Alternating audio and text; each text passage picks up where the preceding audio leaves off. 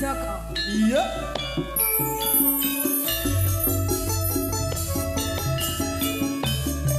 Kriyen sumpah. Tak pijeti, tak pijeti.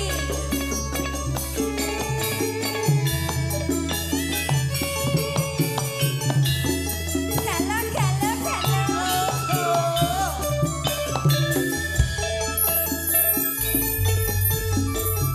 Nuwun sing kemas kula badhe nderek pirsa. Pirsa napa? Napa leres niki daleme Mas Joko. Iya, iya, iya. Piyantune alit emas kumis tipis banjir kuning. Pilih mlampah Piye? kados Raden Bratasena. Wedan. Ora neruti ning sliramu kuwi sapa? Asajake aku wis nate pirsa.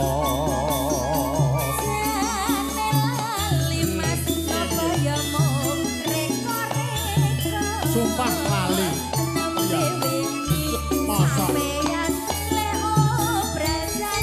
Sumpah lali. Akeh sing tak pikir. Alah kuwi kakean wedokan Lah ngono kuwi. ora. Wedokan apa lho? Ngapusi kok.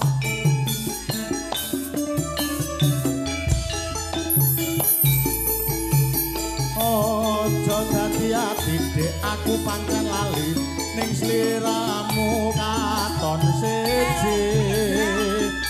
Wingi katon lemu ning saiki saya kuru. Apa tenan ya Mas kepingin dikek. Kok sumpah. Aja dadi ati Dek, aku pancen lali ning sliramu katon siji. Wingi katon ayu ning saiki nyuwek motong. Wah.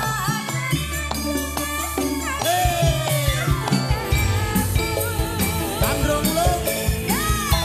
Mas Joko balem-balem nanti mangkene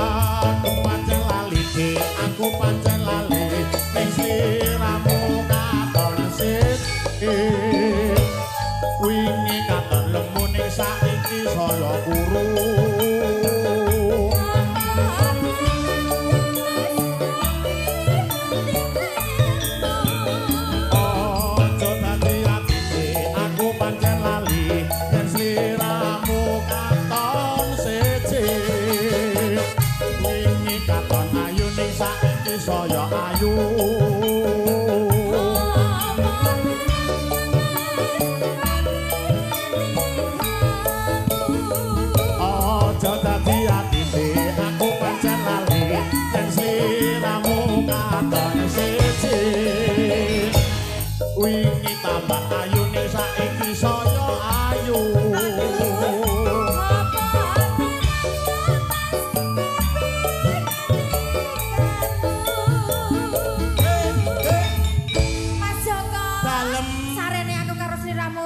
padha sukane. Heeh. Ayo yuk mlebu yuk. Yuk sak ceritane memuaskan.